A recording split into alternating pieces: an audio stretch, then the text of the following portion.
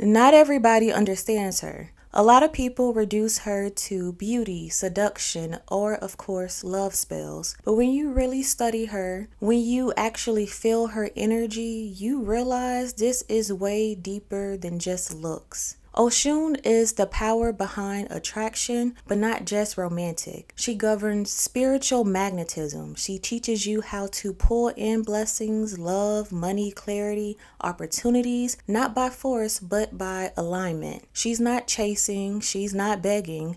She just knows who she is and what she brings, so she doesn't even have to fight to prove it. Now, if you don't value her, she'll just fall back and let everything around you dry up, and that's when you realize how important she really was.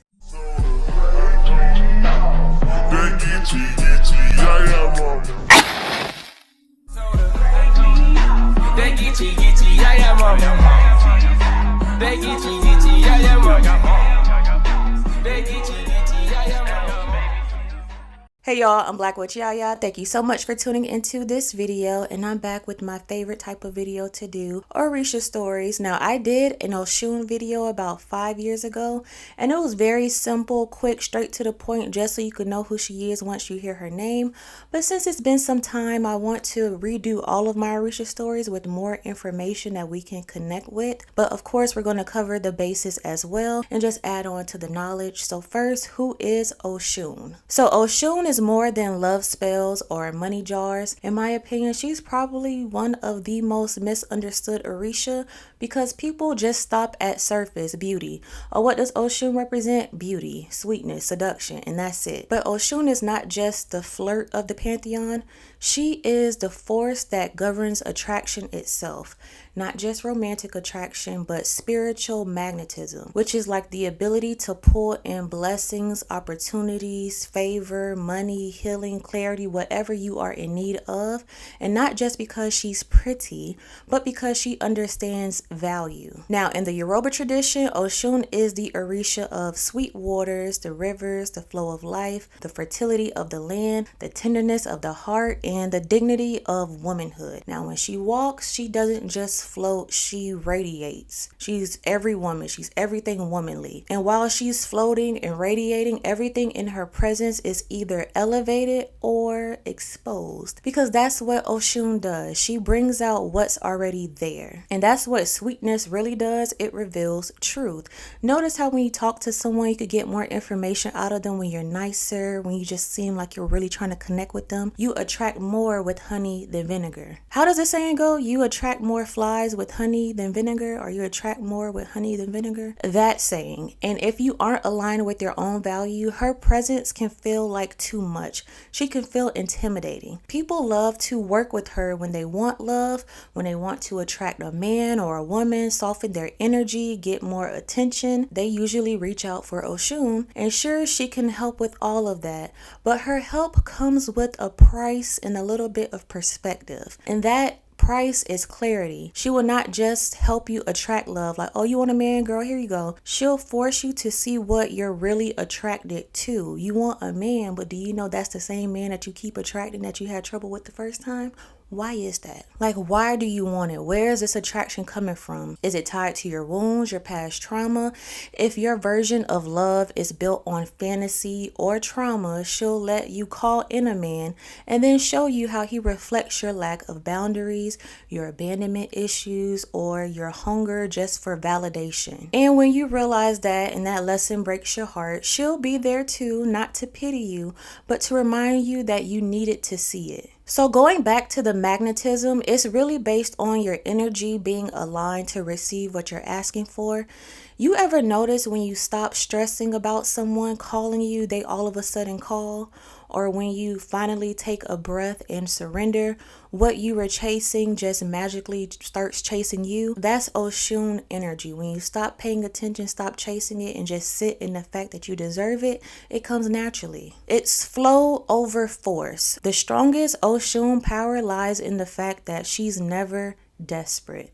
She doesn't beg. She doesn't chase. She's not about to break a sweat to get what she wants. She's not going to raise her voice to people who've already decided what they want to think and don't want to listen, because she just knows. She knows that she carries sweetness, attraction, fertility, creativity, abundance. She knows what she has. She knows that her energy isn't just beautiful, it's essential in order to grow and have blessings in life. So if her presence is dismissed, disrespected, or just diminished to, oh, she's so cute, she doesn't try to argue her worth, but she's going to make you feel it, because she simply removes herself and watches everything around you just disappear. You can be sweet, you can be gentle, you can radiate warmth and still walk away when you're being ignored. That doesn't make you harsh, that doesn't make you mean. That lets yourself know that you know your worth. You're refusing to be abused and dismissed. So Oshun is the patron of love, yes, but deeper than that, she is the guardian of self-worth. Her power isn't just in seduction, but it's in the ability to say, I am the river. I don't need to run towards you. You either come to the water with respect or just stay thirsty. But you don't truly understand Oshun until you've seen both sides of her. That's another thing people forget. Along with the sweetness, it's a little bit of spice too. Oshun's love is sweet, but her silence is sharp. When she's ignored, disrespected, or used, she retreats. And without her, things again dry up.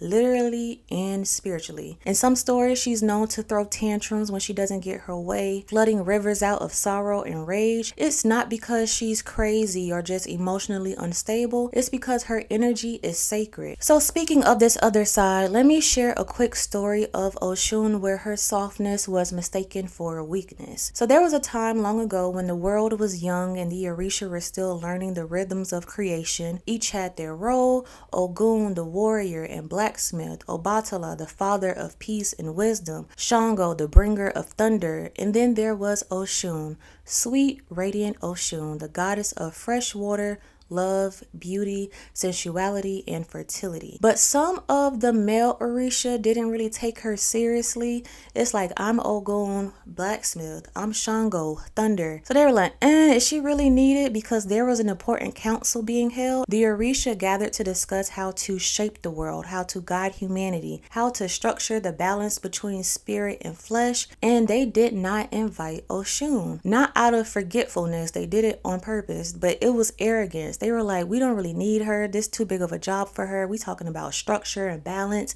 And what's she gonna do? Bring a flower? So they put their plan to action and they began to build. They believed their strength, their might, their logic would be just enough to get everything done. And at first, that world looked beautiful. It had form, structure, trees, mountains, skies, animals, all in place. But something was missing. The main source of life was missing. The rivers stopped flowing. The earth grew dry.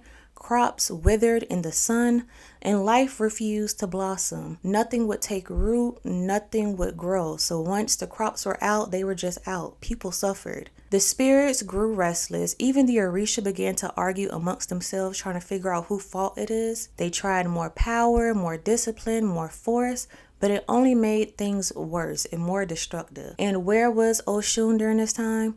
She was gone. She was out of there. She didn't throw a tantrum. She didn't say, oh my gosh, why didn't you invite me? She just left. Because Oshun's presence wasn't just decoration. She was the current that ran beneath everything.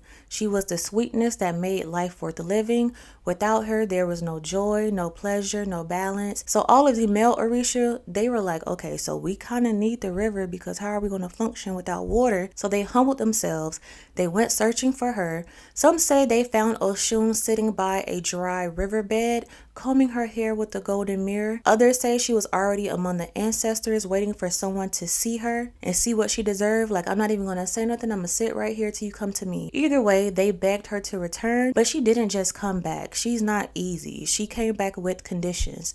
She made them acknowledge that creation could not exist without feminine energy. That logic without intuition, strength without softness, order without pleasure was incomplete. It was imbalanced. And And the Orisha looked around at what they did and realized like, okay, yeah, you're right. We got you. And once Oshun realized that they genuinely see her importance, she released her power. The rivers flowed again. The rain came. Flowers bloomed. The world pulsed with new life. Bringing that story to real life, I'm sure many people can relate to it when you've been in rooms where you were overlooked, when your softness or quietness was mistaken for weakness, when you gave and gave and gave to people, and next thing you know, your cup ran dry and you have nothing to pour into yourself. That is Oshun. Her power is in knowing her value and knowing when to walk away, because that's when Oshun really shows up, when she's no longer there. In that moment, you say, I deserve more, and you mean it. When you stop begging for scraps and start embodying the energy you've been begging for, that's when you're stepping into your Oshun energy. Let's talk about her connection to rivers, because Oshun is the river herself. She represents how water moves. It curves, it adapts, it dances around obstacles, but it still gets where it's going. Oshun teaches that just because you don't get there straight, you're going to eventually get there once you learn how to maneuver the things in front of you. Sometimes softness gives you more flexibility to maneuver around and for you to take the most powerful route, because it doesn't resist what's in front of it. It acknowledges it, it adapts to it, and learns how to work with it. Of course, when talking about Oshun, we have to talk about femininity, because Oshun is femininity. That's such a funny word to say, femininity in its most sacred and full expression. But here's the thing. Femininity under Oshun isn't a performance. It's not just let me do my makeup and put on earrings, even though it's absolutely that in the mix as well, taking care of yourself and your appearance. Oshun's femininity is deeply felt but not just seen. It's nurturing without being drained. It's being seductive without begging. It's expressive without apology. It's knowing how to ask for help and knowing how to command a room. It's laughter, tears, softness, strength, boundaries, and openness all at the same time. So it's just balance. She reminds us that femininity isn't one size fits all. For some women, that shows up in sensuality and elegance. For others, it's in care and softness, or knowing how to move through the world with grace even when it doesn't deserve it. But what Oshun teaches is that femininity at its core is a sacred power source, not a weakness or performance. It's not just a pretty dress that you wear. It's how you communicate with people. How do you adapt in tough situations? How do you treat yourself and how do you treat others? You ever notice how when you really start taking care of yourself, building good habits, slowing down, lighting a candle, putting on lotion while music plays, doing those small things that just makes everything you do an experience, things start to feel different. People respond to you differently because you're treating yourself differently. Oshun is that shift in your realization that you deserve a little more. Yes, this may be extra or unnecessary, but I like it, so I want it and I'm going to get it. It's knowing that your presence is enough. Your energy is the offering. And along with femininity is fertility. Oshun governs the waters that make creation possible, the rivers that nourish crops, the wombs that birth life, the creative mind that birth new ideas. Her fertility isn't just about babies, it's about creation. Even though she is called by those who are trying to conceive, along with that, her energy is about birthing anything of value. Projects, visions, whole new chapters of life, businesses. But just like a real pregnancy, it comes with patience, discomfort, craving, surrendering, and eventually joy of being able to see what you created. Oshun doesn't like to see people's love, patience, and care being taken for granted. And then we've all seen this when that generous person starts to pull back, set boundaries, or simply say no. People are in shock. People are offended. How could you? How dare you? You're so mean. That's Oshun. She's not endlessly pouring because she likes to be treated well too. Just how she wants you to treat yourself well, she expects other people to treat her the same. She teaches you how to hold what's been given. And sometimes that lesson isn't just about how other people treat you. It's about us as well, yourself. Because how many times have we been the one not honoring ourselves, not taking care of ourselves, giving until our own rivers run dry? Oshun just doesn't show up when you want to attract. She shows up when you treat yourself and how you treat yourself. If you've been feeling disconnected, uninspired, tired, unworthy, that might not be depression. That might be Oshun turning the mirror towards yourself. Like, okay, everybody else around you is good, but look at you. You haven't slept, you haven't ate, but you make sure everybody else is fed and rested. So if you're drawn to Oshun, know that you're not just inviting in love, you're inviting in true transformation. You're inviting in the kind of reflection that might hurt before it heals.